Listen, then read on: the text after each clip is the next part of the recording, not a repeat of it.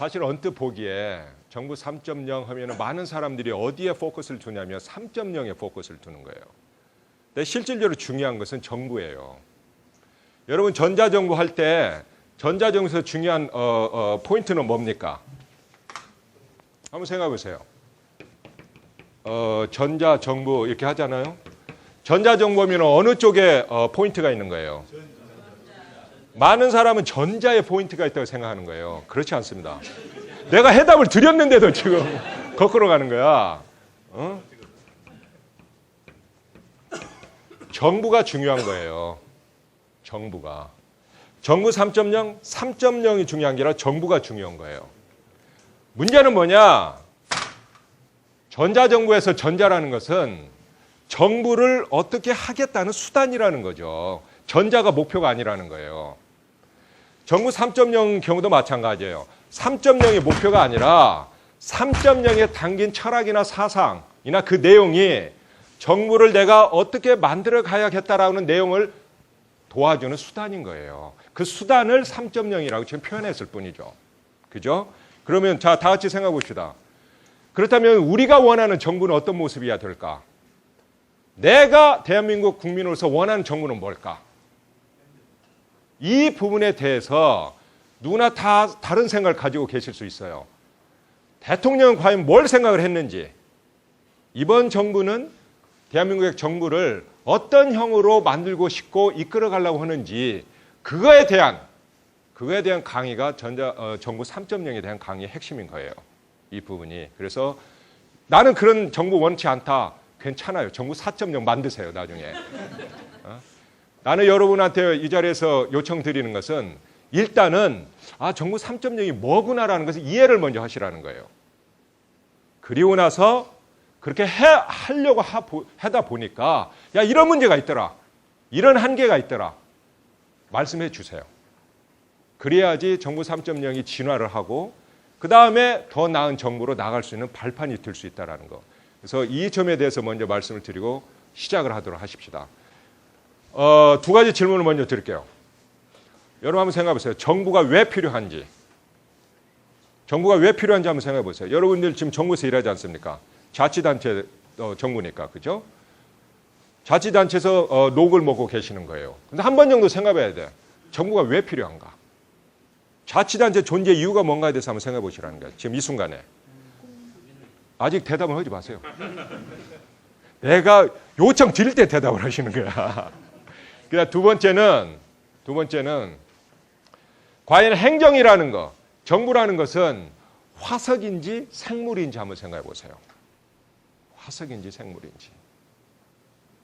무슨 말인지 아셨죠? 자, 행정은 생물입니까? 화석입니까? 생물이라고 생각하는 이유가 뭐예요? 왜 변화를 해야 되는데?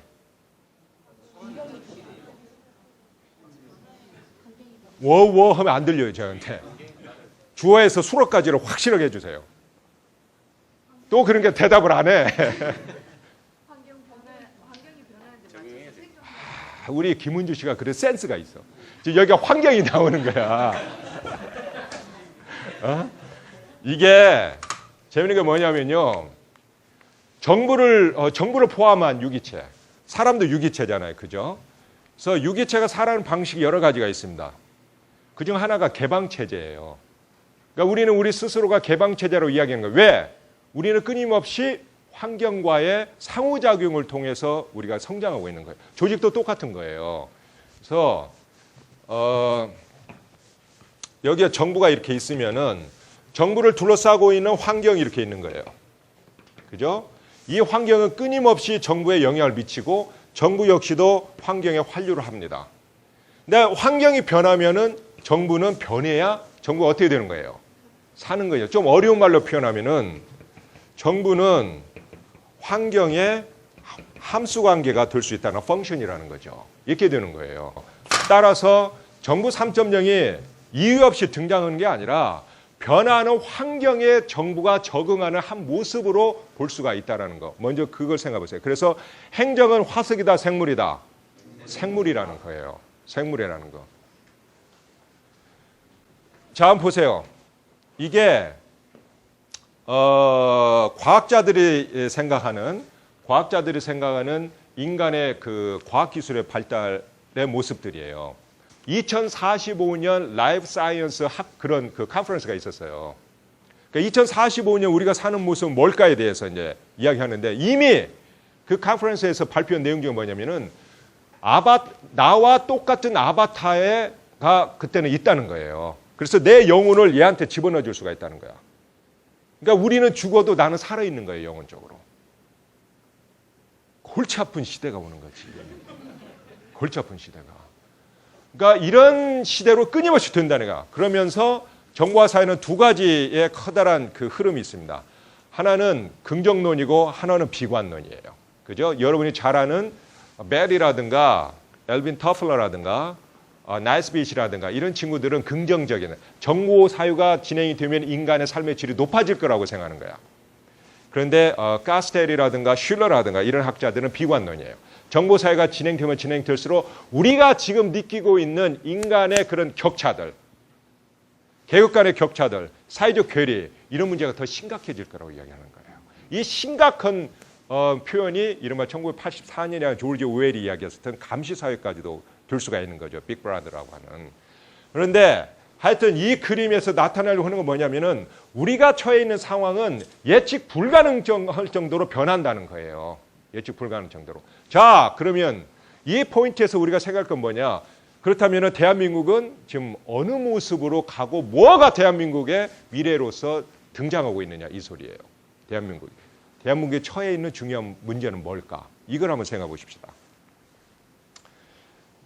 여러 가지를 생각해 볼 수 있는데 지금 우리나라에 처해 있는 중요한 것은 뭐냐면 출산율 저하와 초고령 국가로 진입하는 거예요. 머지않아 젊은 친구 4사람 중에 한 사람은요. 4사람 중에 한 사람은 거의 노인들을 3-4분을 부양해야 될 정도로 초고령 사회로 우리가 들어가는 거예요. 이제 가다 보면 무역전쟁. 지금 우리가 그 세계화나 정보화 되면서 세계화를 한 단어로 표현하면 뭡니까? Borderless society. 국경 없는 사회인 거예요. 국경이 없는 거예요. 노동, 자본, 토지뿐만 아니라 정보도 실시간으로 건너다니는 거예요. 정보도. 이미 이런 사회가 됐기 때문에 현대가, 한번 생각해보세요. 지금 삼성의 경쟁 상대가 누굽니까? 또 어려운 이야기 하지 마시고. 삼성의 지금 눈으로 보이는 경쟁 상대는 애플이나 이런 데예요. 애플 어느 나라 회사예요? 무슨 말씀을 아시겠어요? 무역 전쟁이 이미 진행되고 있는 거예요. 무역 전쟁이. 그래서 이런 기업은 자국 기업이 아니에요, 이미. 초국가 기업이라고 부르는 거예요. 왜? 삼성의 실질 지분은 우리나라가 50% 못 갖고 있습니다. 지분 자체로 보면은. 예. 그래서 무역 전쟁이 끊임없이 일어날 거고, 일자리 문제, 그 다음에 통일의 단 때문에 이런 모든 것을 한 단어로 축약해서 이런 게 우리 정부한테 혹은 우리 국민한테 주는 느낌은 바로 위기인 거예요.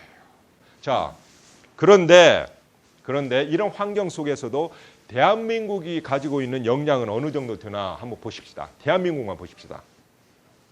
대한민국은 제가 이 ODA 연구를 해보니까요. 그동안 원조를 받던 나라에서 수혜국이죠. 원조를 주는 나라로 바뀐 나라는 대한민국이에요. 대단한 나라예요. 그거 보면. 지구본에서 우리나라 찾으려면요. 자재제 빨리 돌리면 어디 있는지도 못 찾아. 이런 나라가 올림픽 가면은 5위 하는 거야. 그 금메달 10개씩 꼭 따는 거예요. 다른 나라에서 보면은 기쁘겠어요? 짜증나겠어요? 짜증나는 나라야. 진짜 찾기도 어려운 나라에서 GNP 대비 수출을 보면은 10위에서 11위, 2위 왔다 갔다 하죠. 올림픽 가면은 헐헐 날지. 그러니까는 도대체 이 나라의 정체가 뭐냐? 이건 거예요. 우리나라 국력은 높아진 거예요. 자, 중요한 것은 뭐냐? 우리 김세현 선생. 그런 대한민국에서 살고 있는 본인은 행복합니까? 행복하지 않습니까? 이게 우리나라 국민들의 문제예요. 표현을 안 해. 내가 분명히 행복하냐 행복하지 않냐는데도 본인이 답안을 만들어요. 3번. 중간. 문제 여기 한번 솔직하게 본인한테 물어보세요. 내가 행복한가? 대한민국 국민으로서 내가 행복한가 한번 물어보세요. 저를 포함해서 다 물어봐요. 저 지금 수없이 물어보고 있어요. 저 자신에 대해서. 자, 그거에 대해서 물어본 거예요. 올 연초에 경향신문하고 이 리서치 회사가 우리나라 국민들을 상대로 조사해봤어요. 뭘 조사했냐면 귀하께서는 귀하가 경제 계층 중에 어디에 속합니까? 라고 물어본 거예요. 근데 재밌는 게 여기 있습니다. 대부분의 국민들이 나는 서민이에요 하고 이야기한 거예요. 중산층이라고 이야기한 사람이 30%가 안 되는 거예요. 그러니까 우리나라 적어도 이것은 주관적인 느낌이잖아요. 본인이 갖는 주관적인. 주관적 느낌을 봤을 때 우리 국민들은 본인이 처해 있는 경제적 계층이 피라미드로 되어 있는 거예요. 지금 피라미드로. 사실은 사회가 안정되려면 어떻게 돼야 돼요? 이렇게 돼야 되는 거예요. 그래서 이 중산층이 두터워야 되는 거예요. 근데 이것만 봐서는 정신적으로 지금 이렇게 되어 있다는 거야. 그러다 보니 우리나라가 보세요. 행복지수 148개국에서 97위밖에 안 돼. 올림픽 나가서는 훨훨 나는 나라가 행복지수 해보니까 97위밖에 안 된다는 거야. 자살률 OECD 국가에서 1위예요. 왜 이러냐는 거지. 그러니까 국민이 행복하지 않는 나라에서 과연 정부가 할 일은 뭘까? 이걸 생각해 보자는 거예요. 국민이 행복하지 않는 나라에서. 근데 더 재미있는 것은 실질적으로 우리나라 국민들의 소득을 객관적으로 분석해 보면요. 10년 사이에 지금 10%는 떨어졌지만 여전히 50% 이상이 중산층이에요. 정의상 보면은. 이게 더 무서운 거야. 객관적으로 봤을 때 중산층은 여전히 50%는 넘는데 본인들이 느끼는 것은 훨씬 적다는 거. 이게 문제라는 거예요. 상대적인 박탈감이 지금 더 크다는 거야. 이러니 행복하지를 않는 거예요. 이러니. 그래서 어떻게 하면은 국민이 행복해질 수 있을까에 대해서 근본적으로 한번 생각할 필요가 있다는 거예요. 그게 문제의식의 처음이에요. 그래서 박근혜 정부가 갖고 있는 국정 철학의 단면이 거기에 있다는 것을 지금 말씀드린 거예요. 박 대통령의 취임사에는 크게 4가지의 주요 내용이 들어가 있습니다. 이 4가지의 주요는 뒤에 또 하나 있습니다. 이 4가지가 경제 부흥, 국민 행복, 문화 융성, 평화 통일 기반 이 4가지예요. 성이. 근데 여러분 한번 생각해 보세요. 왜 경제 발전이라고 안 하고 부흥이라고 이야기했을까? 그렇잖아요. 여러분들은 여기에 써 있는 단어 하나하나가 무의미하게 여기에 들어가 있다고 생각하시면 큰 오산이에요. 그렇지 않아요. 여러분 왜 발전이라 안 하고 부흥이라고 이야기했을 것 같아요? 이미 발전돼 있으니까 경제 발발전이라고 할 수는 없고 그러니까 발전으로는 부족하다는 거예요. 우리 사회가 이제는 단순히 직선적으로 이렇게 쭉 발전해 가고 있잖아요. 근데 이게 지금 문제가 뭐냐? 경제가 지속적으로 이렇게 계속 발전해 가면 상관이 없는 거예요. 그죠? 그런데 문제는 뭐냐면은 이게 발전을 하다가 이렇게 스떡돼 버리는 거예요. 이게 플래토 해제 갖고 침체기에 들어가 버리는 거예요. 그러니까 이 사이에 갭이 계속 커지는 거예요. 이게 경제가 침체돼 버리는 거예요. 이 고리를 끊어야 된다는 거예요. 고리를. 이 고리를 끊을 때는 여기서 점법을 해서 발전을 해야 된다는 거죠.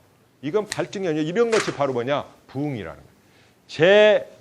제2의 경제 부흥을 해보자는 거예요. 그 다음에 더 중요한 것은 국민 행복이에요. 국민 행복. 근데 어느 정부든 그 정부가 들어와서 국민을 배불리 먹이지 못하는 정부는요. 그 정부가 성공한 격이 없습니다. 실질적으로. 이 논어에 이런 말이 있어요.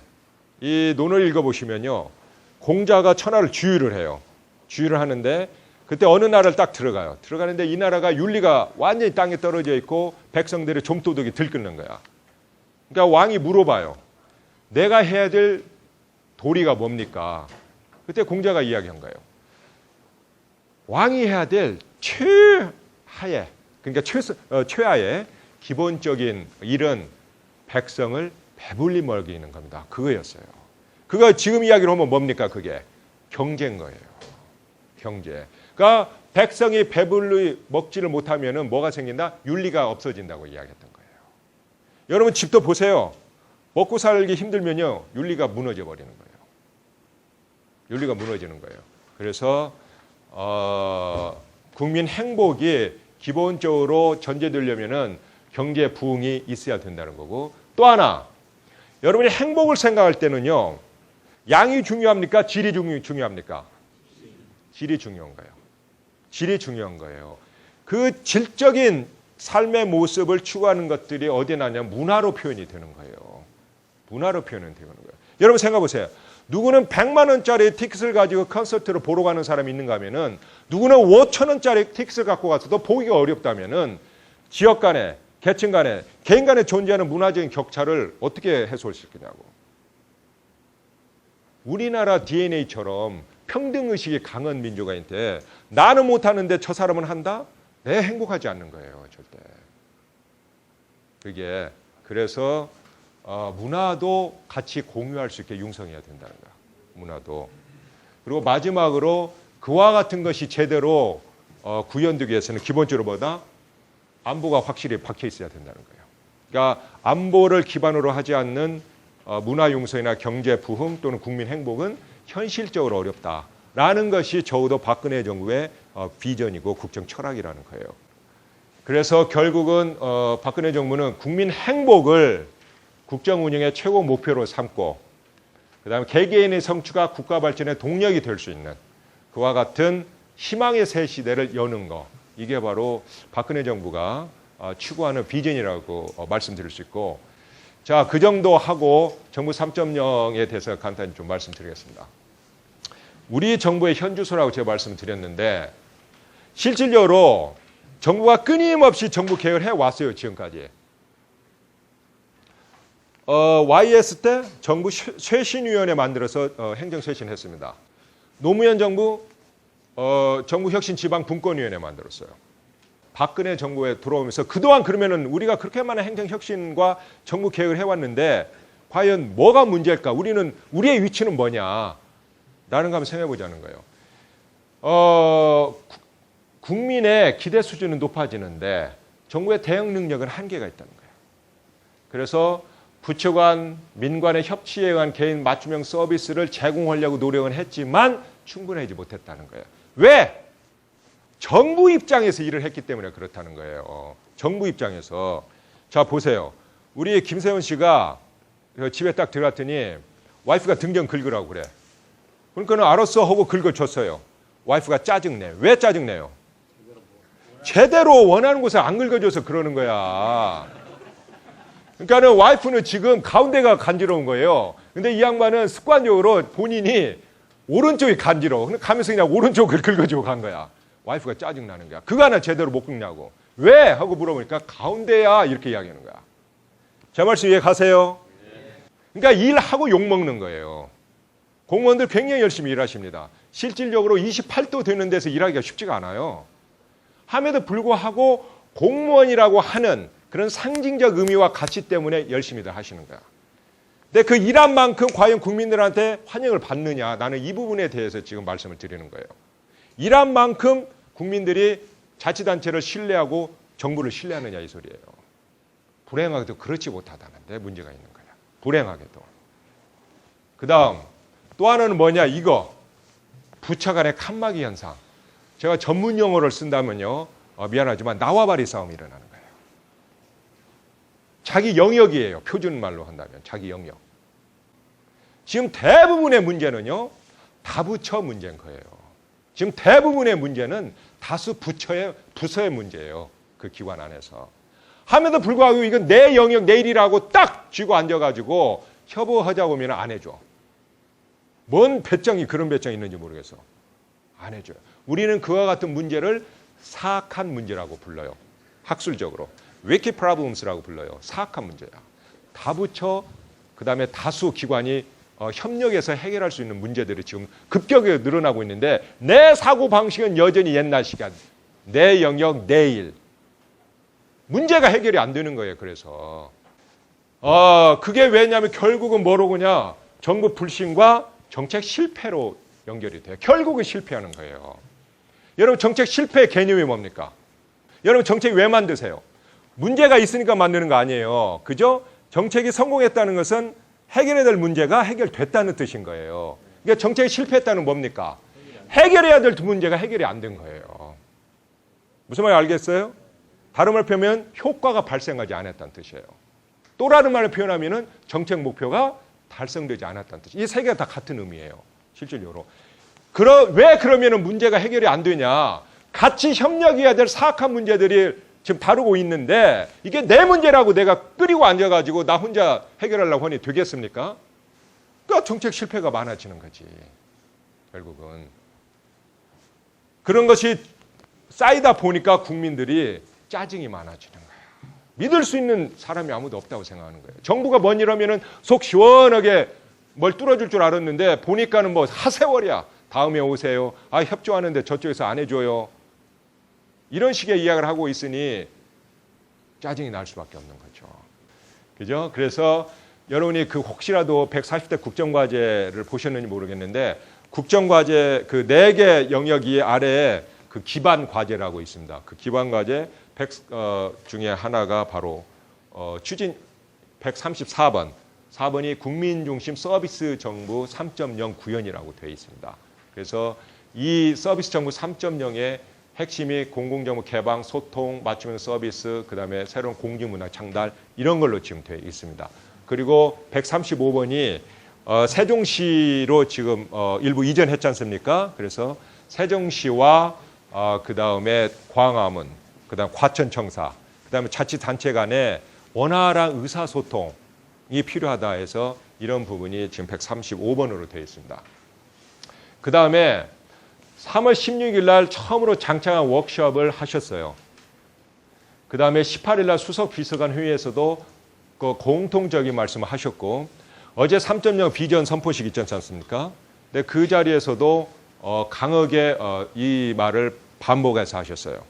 그게 뭐냐면은 일단 국민을 행정활동과 정부활동의 중심에 두라는 거예요. 국민을 중심에 둬라. 그러니까 국민이 없는 정부란 있을 수가 없다라는 거예요. 그 점에서 제가 이제 질문에 대한 답을 듣는 거예요. 정부 왜 필요합니까? 우리 박화인 선생님. 국민의 편익과 안전을 위해서. 그러니까 그걸 다른 말로 표현하면 행복인 거예요. 여러분 중세 봉건 시대에 국가나 정부란 개념이 있었어요, 없었어요? 잘 생각하세요. 50%야 있다 없다 둘 중 하나야. 있었어요, 없었어요? 그때는 뭐가 존재했습니까? 그 자리에 왕이 있었던 거예요. 그래서 짐이 곧 국가단 말이 그때 가능했던 거예요. 루이 14세가 이야기했던 게. 그게 중세 봉건 시대가 무너지고 근대 국가가 들어서면서 이른바 국가라는 개념이 만들어지기 시작했던 거예요. 그럼 이때 국가가 왜 만들어졌나요? 실질적으로요. 국가가 형성된 가장 중요한 이유는 뭐냐면 개인의 인권, 존엄성을 보호할 수 있는 수단이 필요했던 거예요. 그러니까 내 존엄성이 보호되고 존중되지 않는데 내가 행복했을 수가 없는 거죠. 실질적으로. 그래서 바로 뭐가 생겼습니까? 사회계약서라는 게 그때 생겼던 거예요. 국가가 나의 인권, 내 존엄성을 보호해주는, 그때 기본권이란 말을 썼어요. 보호해주는 대신 국가가 내 인권을 제한해야 될 상황이 온다면 그렇게 하라는 거예요. 전쟁이라든가 그런 상황이었죠. 국가하고 계약을 하는 거예요. 그래서 나는 지금 계약서를 이야기하려고 하는 게 아니라 국가가 처음에 시작했던 이유는 결국 뭡니까?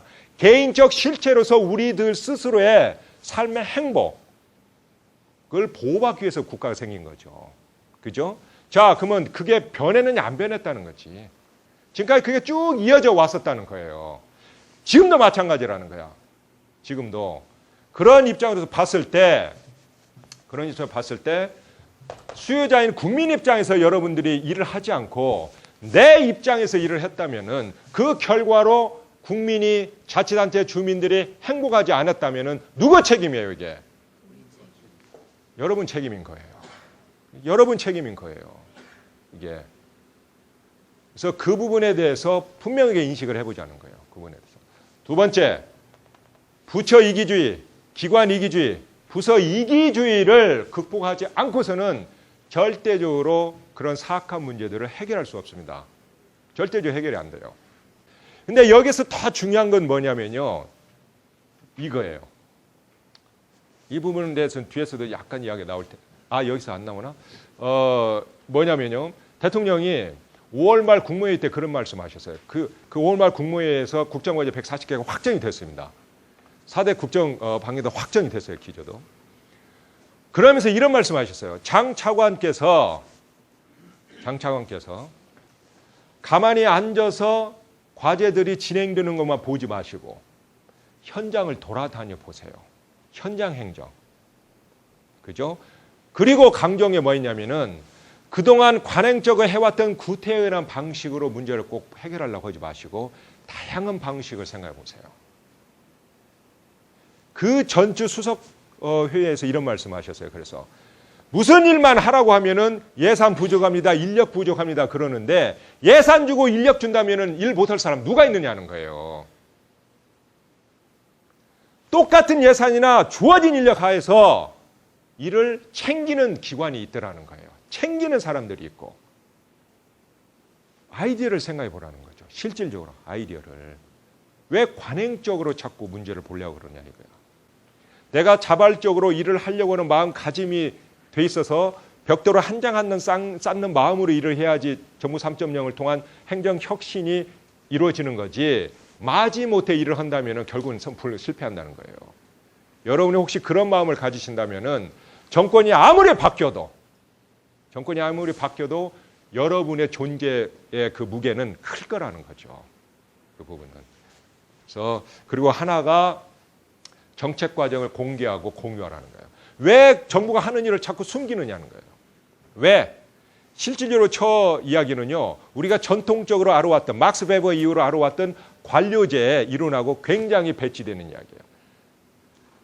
정부 조직이 실질적으로 힘을 갖는 이유가 뭡니까?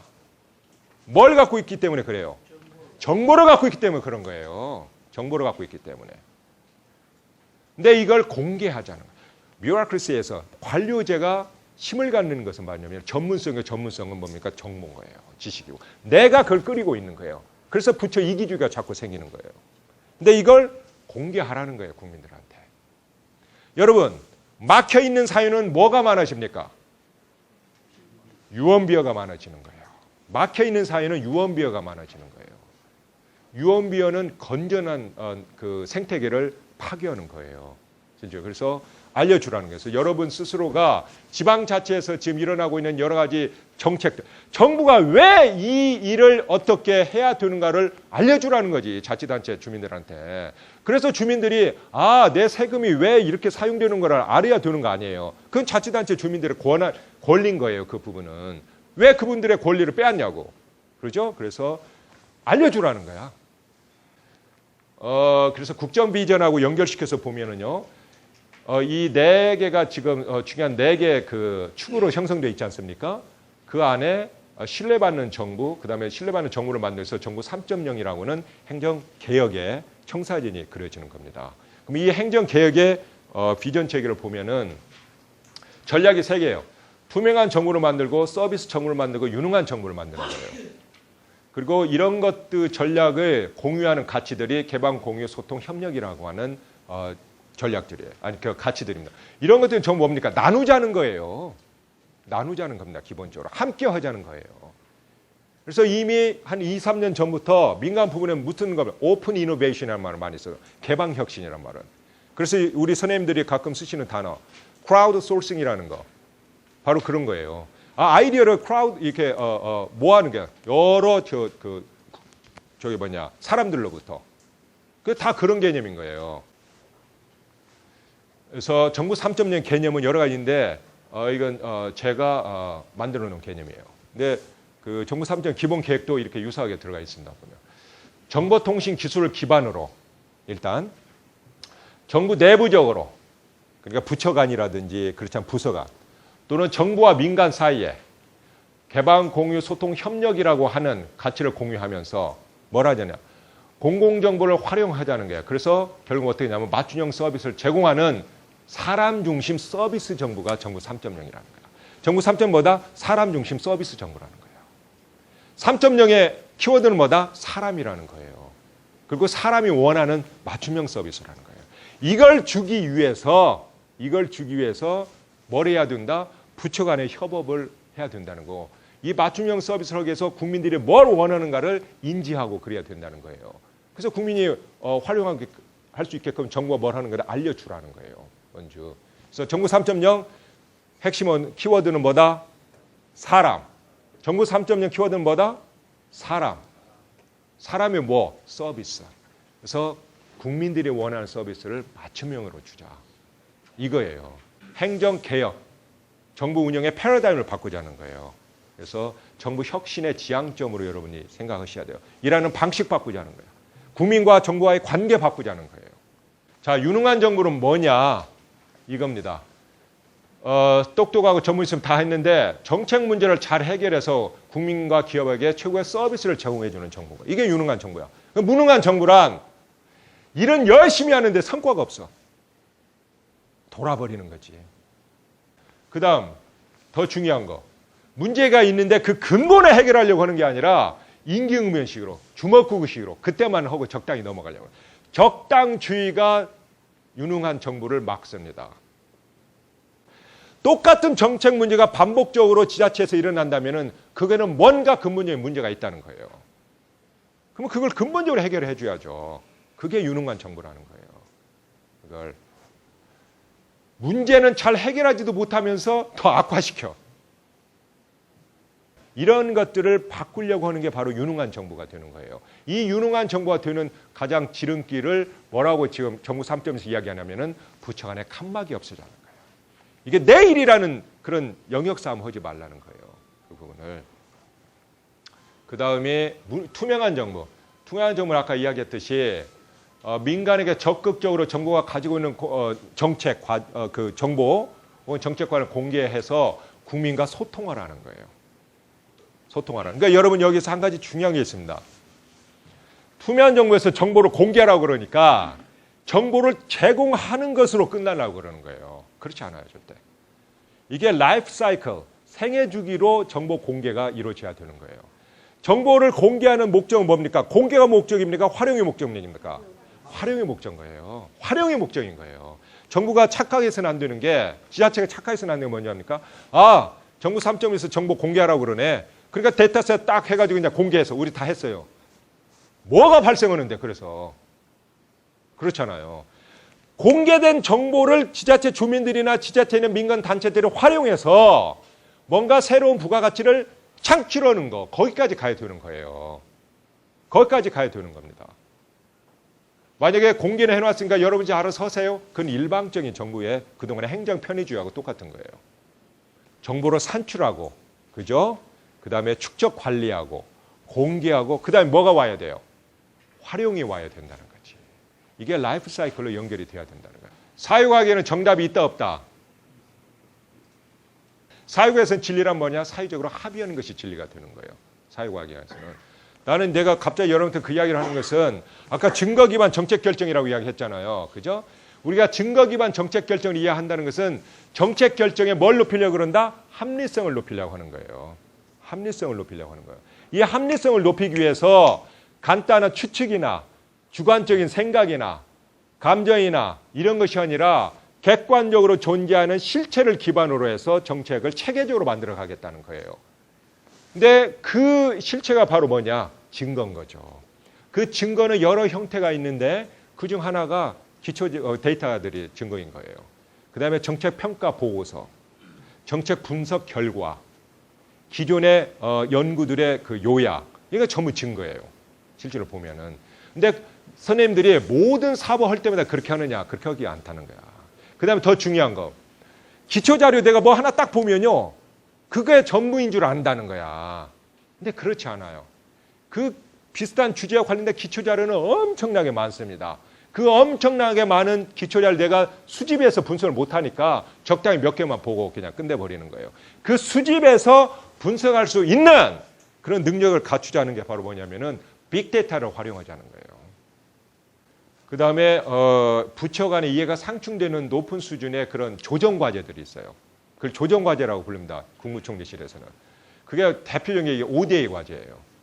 ODA가 우리 해외 개발 원조 해주는 거지 않습니까?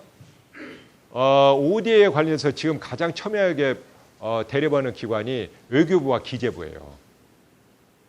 그러니까 이 두 부처가 ODA를 놓고 진짜 엄청나게 대립을 하고 있습니다.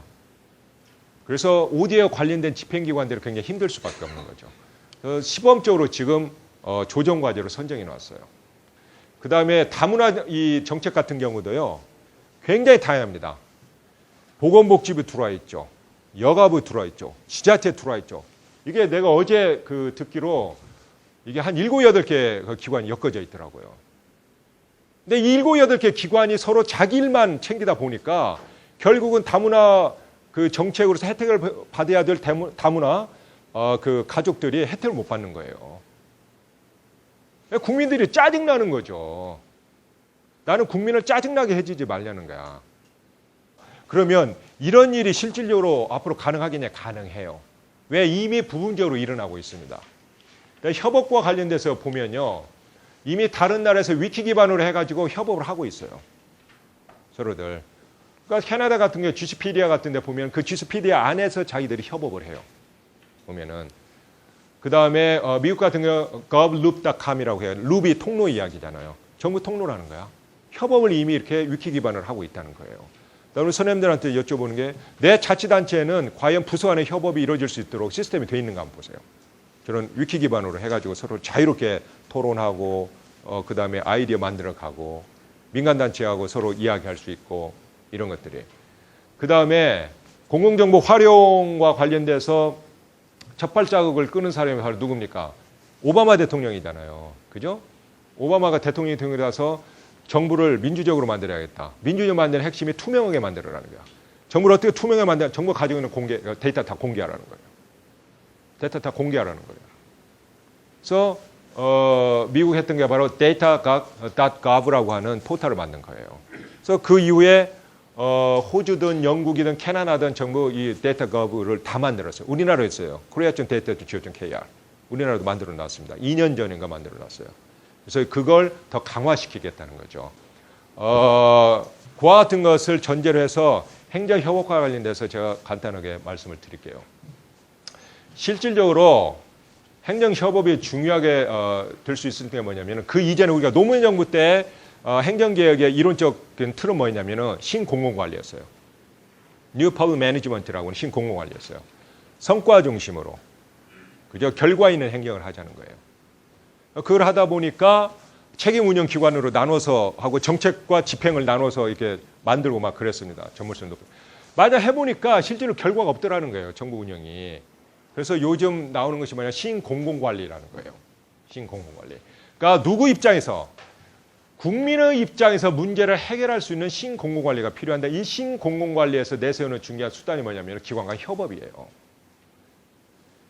그러니까 이 신공공관리, 후기 신공공관리죠. 포스트 뉴 퍼블릭 매니지먼트니까 효율성을 강조하는 신공공관리 정부개혁을 비판하면서 뭘 강요하는 거? 공익, 공공가치를 중요시하는 거예요. 여러분 공유소비라는 말 들어보셨나요? 공유소비란 말. 공유소비란 무슨 뜻이냐면요. 자, 어차피 내가 소비를 하는데 이 소비를 다른 사람과 나눌 수 있으면 나눠보자는 거예요. 이 후기신 공공관리의 가장 중요한 그런 가치는 바로 그러면 공유입니다. 공공, 같이 하는 거예요. 그래서 이런 것들이 이미 등장하고 있다는 겁니다. 이런 부분이. 그리고 아까도 말씀드렸듯이 현대사회 특징 중에 한 기관이 독자적으로 해결할 수 없는 복잡한 문제가 이미 넘치고 있습니다. 우리는 바로 이러한 다부처가 모여서 해결할 수 있는 이런 문제를 학술적으로 사악한 문제라고 이야기한다고 말씀드려요. 사악한 거야, 이게.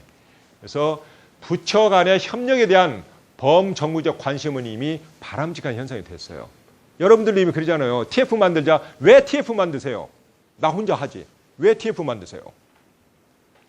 나 혼자는 하기 어려워서 그런 거 아니에요. 그래서 관련된 사람 모아서 하는 거 아니에요. TF가. 그 TF 정신을 이제는 상시적으로 하자는 거예요. 그게 바로 협력인 거예요. TF 정신을 상식으로 하자는 거. 그래서 특히 한국의 경우에는 전통적으로 부처 이기주의 때문에 정부 부처가 협업이 적절하게 이루어지지 않아요. 이제 이거 깨자는 거예요. 그리고 이게 우리 정부만의 정부 3.0만의 주장하는 게 아니라 이미 학계에서도 후기신 공공관리라고 하는 개념으로 등장하고 있다는 거예요. 이미 이 부분이. 그 다음에 또 하나는 뭐냐면요. 자, 이렇게 여러분 생각하세요. 그 기존의 그 정부 조직으로도 잘 되는데 그러면 필요가 없어요. 그러면 협업 안 해도 됩니다. 근데 문제는 뭐냐? 기존의 관료제적 조직에 기반을 둔 이른바 계층제적 명령에 의해서 움직이는 그런 조직은 이제 더 이상 일을 못한다는 뜻이에요. 여러분 위에서 그냥 명령만 내려보세요. 밑에서 일 움직이는가? 안 움직여요. 움직이지 않습니다. 이미 웨버가 이야기했었던 계층제 기반의 관료제는 21세기 정보화 사회가 들어오면서 무너지기 시작한 거예요. 이미 무너진 거예요. 그런데도 불구하고 그걸 고수하면서 내 일이라고 챙긴다는 게 얼마나 시대에 뒤떨어졌는가를 한번 생각해 보시라는 거예요. 그 다음에 의사소통 시스템 구축이나 부처 이기주의 해결만으로는 부처 협력이 언제나 가능할 수 있는 것이 아니라는 거예요. 그러니까 야 전화해서 의사소통이나 하고 그 다음에 그 정도에서는 문제 해결이 안 된다니 실질적으로 같이 할 수 있는 그런 행동이 필요하다는 거예요. 그런 행동이. 근데 협업의 개념인데 유사한 개념들이 있어요. 유사한 개념들이. 명령, 아까 말씀드렸던 이건 권유, 그 계층제적인 그 권유에서 명확하게 규정된 그런 그 개선 조직의 활동인 거예요. 그래서 권위나 권한이나 그죠? 이걸 바탕으로 지시하는 거 이게 명령인 거예요. 그래서 협업하고는 완전 반대 개념인 거예요. 그죠? 조정이란 뭐냐면은 조직들 상호 간의 역할 기능을 바꾸는 거예요. 이게 조정인 거예요. 역할 기능을 바꾸는 거예요. 그래서 조정이 되면 협업이 이루어집니까? 아니에요. 협업이 이루어질 수도 있지만 반드시 이루어지지 않는 거예요. 역할 기능만 바꿔버리기 때문에. 그 다음에 협동, 상호 이익을 위해서 아이디어와 자원을 공유하는 것에서 협동은 협업하고 비슷한 개념으로 생각할 수가 있어요. 그죠? 그 다음에 협업이라는 게 나왔잖아요. 이 협업의 의미는 자율적인 행위자나 혹은 조직들, 그러니까 개인 사이에서도 협업이 일어날 수도 있고 조직 차원에서도 협업이 일어날 수 있어요. 그죠? 사이에 뭘 써요? 상호작용을 해야 되는 거야. 명령에 의해서 하면 안 된다는 거예요. 상호작용을 통해서 기존의 조직의 경계와 정책을 초월하는 거예요. 그래서 이게 내 영역, 이걸 초월하는 거예요. 초월하는 거. 그래서 새로운 문제를 해결, 여기서 뭐냐면 새로운 공공가치를 창조하는 거, 다른 말로 표현하면 뭡니까? 문제를 해결하는 거. 이거예요. 문제를 해결하는 거. 이거에 관련돼서 좀 더 자세한 이야기는 뒤에 나옵니다. 그래서 여기는 그렇고 여기 협업의 개념으로 들어서 제 말씀드리면 협업 행정 목적은 아까 말한 사악한 문제를 해결하는 거예요. 그죠? 여러분이 생각하기에 다 부처 문제, 다 기관 문제, 다 조직 문제, 이 문제를 해결하는 거, 이게 협업의 목적이에요. 그러니까 협업 행정은 정부 부처나 아까 말한 개인 상호작용을 통해서 초월해서 새로운 공공가치를 창조하는 건데 이 창조하는 것은 바로 뭐냐면은 공공가치와 무관한 순수한 조직 이기주의와 관련된 갈등의 해결, 분쟁의 해결은 협업이 아니에요. 그러니까 협업에는 뭐가 있어야 된다? 행동지향성이 있어야 되는 거예요. 행동지향성이 협업에는 있어야 됩니다.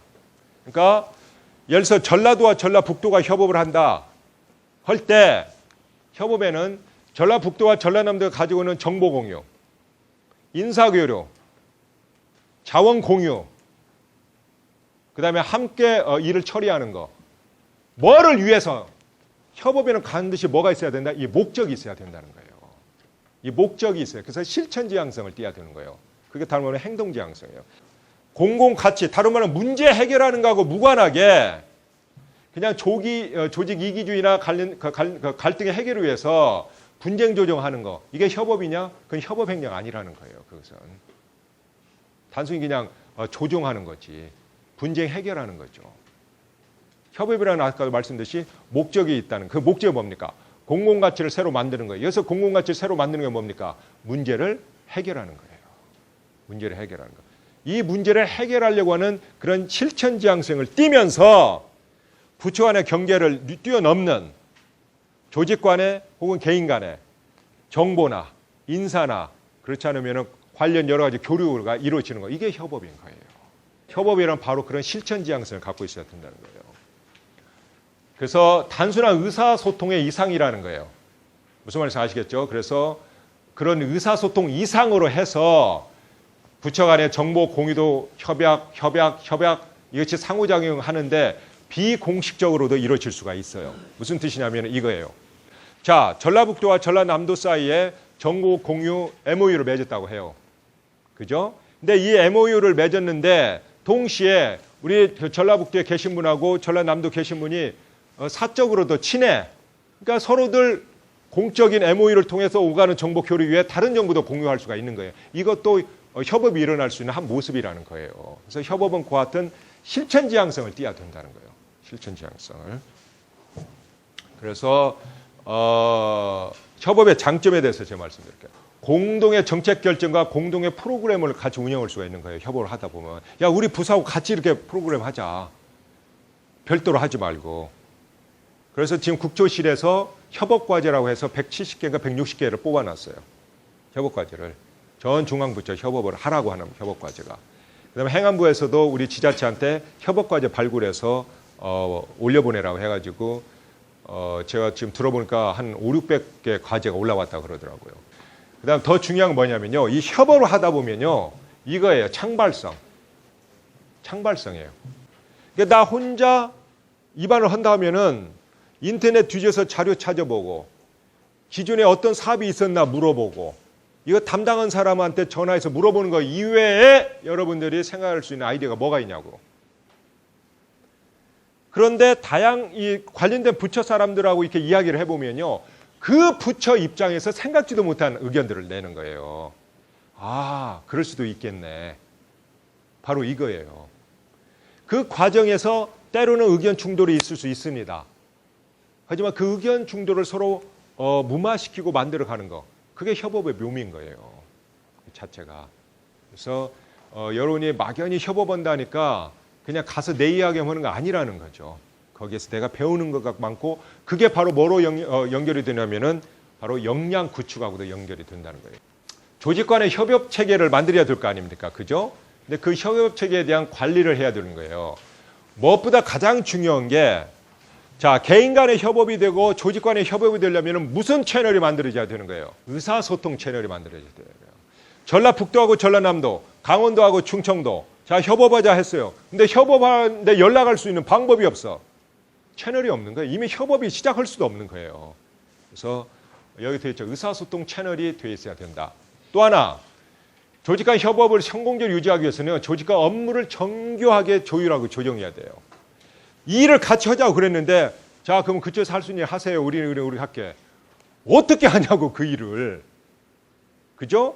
딱 모여서 이 일을 하는데 1에서 10가지 일이 필요합니다. 그러면은 우리 그 충청도에서는 어디까지 가능하신가요? 우리는 4까지 가능할 것 같습니다. 이렇게 자기 일을 분명히 이야기해야 될 거 아니에요. 그래서 조직 간에 협업에 참여하는 개인 간에 그렇지 않으면 조직 간에 업무 분장이 분명히 되어 있어야 된다는 거야. 그래야 책임을 느낀다는 거죠. 또 하나는 그렇게 해서 끝나는 게 아니라 연결망을 지속적으로 관리하고 유지해야 되는 거예요. 전화 한번 통화하고 그거는 1번에서 4번까지 하세요. 그럼 우리가 5번에서 10번까지는 우리가 할게요. 그리고 전화 딱 끊어. 그리고 2개월 후에 봅시다. 이게 협업이에요? 협업 아니에요? 그래서 업무 분담이지 그냥. 긴밀하게 서로 연락하고 특히 어제 국무조정실장인 김동연 실장이 이런 이야기를 하더라고요. 정부가 협업을 하는데 상당히 어려운 문제가 많습니다. 그 어려운 문제가 많은 것 중에 이런 이야기를 하는 거예요. 예를 들어서 아까 ODA라고 이야기해 줍시다. 그러면 기재부하고 교통부가 지금 상당히 갈등 관계에 있다고 그랬잖아. 그죠? 이 두 기관의 갈등만 조정하면 끝나는 게 아니라는 거야. 이 두 기관 혹은 ODA와 관련된 이해관계 집단들이 또 있다는 거예요. 외부에. 그러니까 이 이해관계 집단들은 또 다르게 생각하면은 협업이 만들어졌다가도 틀어져 버린다는 거예요. 그러니까 협업을 쉽게 생각하고 두 부처 간의 이야기하면 되겠지. 또는 공공기관 이야기합시다. 그러면은 정보화진흥원하고 키사, 정보보호진흥원 이 두 개를 인터넷진흥원이죠. 인터넷진흥원 두 기관이 자 정보보호에 대해서 이야기합시다. 그 두 기관이 만나서 협의를 했어요. 여기서 끝날 것 같습니까? 협업 됐어요? 뭐가 문제일 것 같아요? 안 돼요. 정보문화진흥원의 상급 부처와 인터넷진흥원의 상급 부처들 간에 서로 의사소통이 돼서 오케이가 돼야 되는 거예요. 그러니까 정보와 진흥원의 상급 부처가 어디입니까? 안행부 아니에요. 미래부고. 그 다음에 인터넷진흥원은 방통위예요. 이 기관들이 두 그 공공기관이 협업하자고 했던 내용에 대해서 괜찮네 해야지 진짜 협업이 되지. 이 중에 한 그 부처라도 야 거기가 뭐로 협업해? 거기서 끝나는 거예요. 그래서 협업이라는 것이 당사자의 만의 문제가 아니라 저도 그와 같은 당사자 기관을 둘러싸고는 메이저 참여자들도 같이 고려해야 된다는 거. 그래서 쉽지가 않은 거예요. 쉽지 않으니까 여러분들이 정교하게 협업 디자인을 해야 된다는 거예요. 그 부분에 대해서. 우리 처음 태양반도에서 기름 유출됐을 때요. 처음에 굉장히 우왕좌왕이었어요. 이거 환경부 일이냐? 그렇잖아요. 그때는 국토해양부였어요. 국토해양부 일이냐? 그렇지 않으면은 충청도 일이냐? 누구 일이냐? 그렇지 않으면 삼성이 이거 해야 되는 일이냐? 우왕좌왕 뭘 먼저 합니까? 공무원이 문제가 발생하면 책임 떠넘기부터 하는 거예요. 먼저. 왜? 그게 일단 중요한 거야. 내 책임 없는 것부터 해야지. 이 문제를 해결해야부터 해야지가 아니라 책임부터 일단 매는 거야. 그러다 보니까 우왕좌왕이 난리가 나서 거기에 있던 뭐가 있죠? 오리들은 이제 난리가 나는 거야. 오리 맞나? 기러기예요. 오리가 아니라. 기러기들은 완전 평생에 한 번 있을까 말까 하는 그런 샤워를 하고 있는 거야. 지금 기름으로. 생태계가 막 파괴되고 있고. 우리도 프로토콜이 안 만들어졌던 거예요. 그때. 저는 그 부분을 만드는 게 뭐냐면 바로 이게 무슨 문제다? 사악한 문제라는 거지. 어느 한 조직이 해결할 수 없는 문제라는 거예요. 이런 문제를 한 조직이 해결하려고 했다면 이미 실패했다는 거지. 1년이 걸려도 해결 못 한다는 거죠. 나눠서 같이 하니까 해결이 되더라는 거야. 우리나라에서도 이미 부분적으로 여러분들이 해봤을 겁니다. 근데 그걸 이제는 부분적으로 하지 말고 정부 3.0이라고 하는 실로 꿰보자는 거예요. 전부. 그래서 그런 꿰는 과정에 부처의 칸막이가 없어지게 하고 지방자치 제가 이 지역정부화 쪽으로 이렇게 보면은요. 지방자치단체 내에서도 그 정부 통합도 어려운데 더 중요한 것은 지방정부 간에 협업이 잘 안 돼요. 사실은 보면은. 그렇잖아요. 보면. 그러니까 그 대표적인 뭐냐면은 전산센터 같은 거예요. 실질적으로 예컨대 강원도가 쓰고 있는 서버가 굉장히 많거든요. 근데 이 서버 CPU를 보면 놀고 있는 게 굉장히 많습니다. 그걸 강원도하고 옆에 붙어 있는 경산도나 충청도가 야 같이 우리가 공동 통합전산센터 한번 해보자. 엄청난 서버 협업 작업이 있거든요. 그래서 공동으로 걷다가 같이 관리를 하자. 그리고 노는 CPU는 같이 쓸 수 있도록 클라우드로 해서 갑자기 활용을 하자. 이렇게 하자는데 잘 안 되더라고. 이렇게 하자는데. 그래서 할 것은 굉장히 많다는 거예요. 그래서 박근혜 정부 같은 경우에는 협업 과제에 대해서 강조를 많이 하셨어요. 실질적으로. 그래서 2013년 3월 21일부터 4월 30일까지 총 27개 부처로부터 업무 보고를 받으면서 뭘 강조하셨냐면은 부처 간 칸막이 제거를 위해서 협업형 업무 보고를 해라 해서 그때 다 여러 부처가 같이 업무 보고를 했었어요. 그때 당시 혹시 기억하실지 모르겠지만은 그게 같이 보고를 시킨 거예요. 같이 보고를. 유관 부처 합동 업무 보고 방식으로 진행했고 업무 보고를 통해서 총 98개 부처 간 협업 과제가 나왔어요. 근데 이때 나온 거 이외에 다른까지 해서 지금 국조실에 협업이 총 160개인가 지금 그렇게 선정을 해놓았습니다. 협업 과제에 관련돼서 총 지금 관리는 어디서 하면 국무조정실에서 하고 있습니다. 국무조정실에서 하고 있고요. 이러한 노력들이 성과를 내도록 여기는 이제 29개부터 113개 협업 과제를 분석을 해본 거예요. 이것은. 그랬더니 이렇게 돼 있더라는 거야. 근데 유형으로 보면은 법령 재개정과 관련된 협업이 필요한 과제가 있고, 그 다음에 정보 공유 활용과 관련된 협업 과제들이 있고, 그죠? 그 다음에 공동사업 추진을 위해서 협업 과제가 필요하고, 이렇게 캐리고리를 쭉 나눠본 거예요. 특히 이제 컨트롤 타워 기능 강화를 위해서도 협업 과제가 필요하고, 여러분 잘 아시는 부처 간 역할 분담, 그런 거와 관련된 협업 과제도 필요하고. 그래서 이렇게 7개의 캐리고리별로 아까 말씀드린 160개 과제 중에서 113개만 분석을 해본 거예요. 그랬더니 이렇게 쭉 거니 나눠지더라는 거죠. 협업 과제들이. 아마 우리 선생님들도 저 마지막으로 이제 드릴 말씀이 여기 있네. 선생님들도 나중에 돌아가셔서 협업을 과제를 발굴하셔야 될 거예요. 혹은 하셔야 될 건데 그럴 때 야 우리 이 협업의 속성이 뭘까? 이게 정보공유형 협업인지 그렇지 않으면 컨트롤 타워 강화형 협업인지 할 때 이제 이걸 좀 참고하시면 될 거고 이걸 이제 개발을 해놨어요. 발굴해 놨어요. 그렇다면 발굴된 협업 과제나 그럼 내가 협업을 하려고 하는 이런 자세가 있는데 어떻게 하면 이것을 성공할 수 있게 만들 수 있겠느냐라는 걸 생각해 볼 필요가 있다는 거죠. 가장 중요한 것은 왜 우리가 협업을 해야 되는가 목표를 공유하라는 거야. 이거 내가 왜 하지? 협업 실패야 이미. 협업이 실패하는 거예요. 이 부분은. 두 번째, 정보 공유하라는 거죠. 당연히 정보를 공유해야지. 협업하면서 그 사업과 관련돼서 중요한 정보가 있는데 안 가르쳐줘. 나 혼자만 딱 알고 있는 거야. 그거 회의 가서 뭐 한마디씩만 탁탁 던지는 거야. 이쪽에서는 뭐 어떻게, 야, 저 뭔가 알고 있는 것 같은데 정보 좀 돌려면 안 줘. 뭐가 깨집니까? 그러면 두 조직 간에 신뢰가 깨지는 거예요. 협업을 하려면요.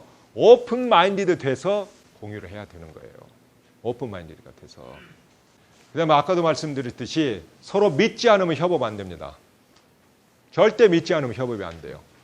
이 믿음을 형성하기가 쉽지가 않은 거예요. 그래서 아까도 말씀드렸듯이 협업이라는 것은 공식적 차원에서 이루어지지만은 비공식적 차원에서도 교류가 계속 돼야 된다는 거예요. 협업은 긍정적으로 누가 하는 거예요? 사람이 하는 거죠. 사람 사이에서 중요한 그 역할, 동의는 뭡니까? 신뢰인 거예요. 신뢰. 그 다음에 또 하나 중요한 거. 이게 가끔 이런 이야기 많이 하실 때는 TF가 딱 모였어요. 지금 중요하게. 한 일주일 내 작업 딱 해야 돼. 붓에서 딱 모이는데 A 붓에서 온 사람이 이 주제 자체 이해를 못 하는 거야. 그리고 전부 기본으로 알고 있어야 할 그런 같은 내용을 자꾸 질문하는 거야. 그래서 플랫폼 정보를 구축하자 해서 우리가 기술적인 논의하고 어떻게 EA를 통해 가지고 그림을 그릴까 지금 이 이야기를 하려고 TF가 모였는데 김개똥이가 와가지고 플랫폼이 뭐죠? 힘 확 새는 거지. 전문성을 갖춰야 된다는 거예요. 그 일을 갖추려면 비슷한 수준의 경험과 난리지를 갖추고 있어야 된다는 거예요. 엉뚱 사람 집어넣으면 협업이 안 된다는 거예요. 그래서 여러분이 협업하고 싶으셔도 내가 그 정도 전문성이 없다면은 협업이 안 된다는 거예요. 그 부분이. 그 다음에 또 하나는 협업을 하더라도 그 협업을 리딩할 그런 조직은 있는 게 좋아요. 그게 주관 기관이 리딩을 해야 되는 거예요. 일단은 주관 기관이. 그리고 또 하나는 뭐냐면은 적절한 변화 관리가 필요합니다. 협업 처음 시작할 때 야 우리가 이런 형으로 협업하자고 딱 계획을 세웠지만 한 2개월 하다 보니까 안 맞아 내용이. 근데 끝까지 우리가 그렇게 했으니까 이대로 협업해야 돼. 주장하면 협업이 깨진다는 거죠. 거기에 맞춰서 내용이 적절히 변화해야 된다는 거야. 그래서 적절한 변화 관리는 굉장히 중요합니다. 그래서 결국은 국조실에 지금 그 보면은 측정 평가하게 돼 있지 않습니까? 그 다음에 국조실이 자체 평가하게 돼 있는데 그 자체 평가의 그 항목 중에 지금 국정과제 평가 지표로 협업과 관련된 게 이렇게 들어가 있어요. 협업 정책 개선의 적정성이라고 해가지고 그래서 부처 간의 협업을 저해하는 감점 뭐 이렇게 지금 안으로 지금 만들어 놨습니다. 다른 말로 표현하면은 협업 과제를 관리하기 위해서 지금 중앙부처 성과관리 평가 지표에 이미 협업 지표를 좀 만들어 놓은 이 상태입니다. 마지막으로 맺으면서 제가 한 말씀 드리는 것은 뭐냐면 정부 3.0이 성공하기 위해서는 뭐가 필요합니까, 여러분? 인식의 전환, 발생의 전환, 다 같은 말입니다. 그걸 하나로 쫙 모아서 표현할 수 있는 게 뭐냐면요. 창의성이에요. 자, 정부 3.0에서 창의적 인재는 누굽니까? 누굽니까? 여러분들이에요. 여러분들입니다. 여러분들인 거예요. 창의적 인재가 아까 말씀하신 인식의 전환이 필요하고 발상의 전환이 필요한 이런 인재가 창의적 인재인 거예요. 이게 이미 세계 트렌드예요. 이미 시대 변화가 일어났어요. 물질적 풍요에서 정신적 풍요 시대로 이미 바뀌었습니다. 조직 경영도 바뀌었어요. 이제는 적은 돈으로 많이, 똑같은 돈으로 많이, 같은 목표면 적게, 이거 아니에요. 창조 모형, 이미지예요. 이미지. 이미지를 어떻게 만들어가느냐, 이게 브랜드 가치예요. 이게 브랜드 가치. 삼성이나 LG나 현대 같은 경우에 수천억을 홍보비를 써요. 뭐 때문에 그렇습니까? 이미지 때문에 그러는 거예요. 이미지 때문에. 마이크로소프트, 애플, 구글 저 엄청난 홍보를 해요. 이미지 때문에 그래요. 그 이미지가 브랜드 가치를 결정하는 거예요. 전라남도 하면 남도 사람들한테 전라남도 하면 딱 떠오르는 이미지가 뭘까? 전라남도 정부 하면. 그렇잖아요. 대구 하면 대구 시민들이 과연 대구시 정부를 딱 생각했을 때 떠오르는 이미지가 뭘까? 과연 이미지가 있을까부터 의심이 되는 거죠. 과연 이 이미지 하나를 만들기 위해서 기본적인 다른 역할들이 다 돼야지 이미지가 되는 거예요. 이 부분이. 그러다 보니 뭡니까? 조직을 운영하는 핵심 요인이 이제는 조직이나 사람이 아니에요. 몇 년만 하더라도 모 대기업에서 전 세계 똑똑한 사람 다 모아오라고 그랬어요. 그 똑똑한 사람 다 모아와 보니까 그 기업이 전 세계 1위를 계속 아니더라는 거예요. 이게. 지금 조직을 움직이는 중요한 자산은 상상력이라는 거예요. 개인이 갖고 있는 상상력, 발상의 전환, 인식의 전환, 이거라는 거예요. 정부 3.0이 성공하려면 여러분이 협치를 해서 공동의 문제를 해결하고 그 결과로 공공가치를 높이시다면은 인식의 전환이 와야 돼요. 발상의 전환이 있어야 됩니다. 여러분 머릿속에 상상력이 생겨야 되는 거예요. 똑같은 방식으로 문제를 해결하는데 어떻게 협업을 해요? 협업이 안 되는 거지. 당연히. 그래서 제가 생각하는 창조행정이란 게 이런 거예요. 쪽에서 획기적인 아이디어를 창출해서 국민에게 감동을 주는 행정을 하라는 거야. 주민에게 감동을 주는 행정을 하라는 거야. 획기적인 아이디어를 자꾸 만들어 보라는 거예요. 정부 3.0에서 성공한 지자체와 실패한 지자체, 성공한 부처와 실패한 부처가 있다면은 그 부처는 다른 차이보다도 상상력의 빈곤에서 생기는 차일 거라고 제가 말씀을 드리는 겁니다. 그리고 감히 제가 여러분한테 요청드리는 것은 우리나라 인재 풀을 놓고 봤을 때 중앙정부든 지방자치단체든 우리 공무원만큼 똑똑한 사람 찾기 쉽지 않아요. 근데 문제는 여러분이 너무 현실에 안주한다는 거야. 하는 일에 너무 안주하신다는 거예요. 그래서 이번 기회를 통해서 여러분 스스로가 나는 정부 3.0이 아니어도 상관없어요. 여러분 스스로가 주민들 입장에서 주민을 위해서 생각해 보셨을 때 안 된다고 생각했던 것을 되게 할 수 있는 아이디어를 생각해 보라는 거예요. 그게 바로 정부 3.0의 핵심이에요. 국민을 위해서, 사람을 위해서 안 되는 그런 서비스를 될 수 있게 상상력을 만들어 보라는 거예요. 그렇게 본다면은 부처 칸막이도 스스로 없앨 수 있는 거고 국민이 궁금해하는 정보도 스스로 공개할 수 있다는 거예요. 이게 마음가짐이에요. 그래서 오늘 강의라기보다는 우리 서로의 의사소통이 원활하게 이루어져서 여기 계신 선생님들이 왜 협치를 해야겠구나, 왜 협업을 해야겠구나, 협업하는데 내가 어떤 변화가 필요하고 그래서 이게 정부 3.0이 어떤 모습으로 가야 되는구나 라는 것을 하나라도 깨우쳤다면 저는 그것을 만족하고 오늘 강의가 도움이 되었기를 바랍니다. 이상입니다.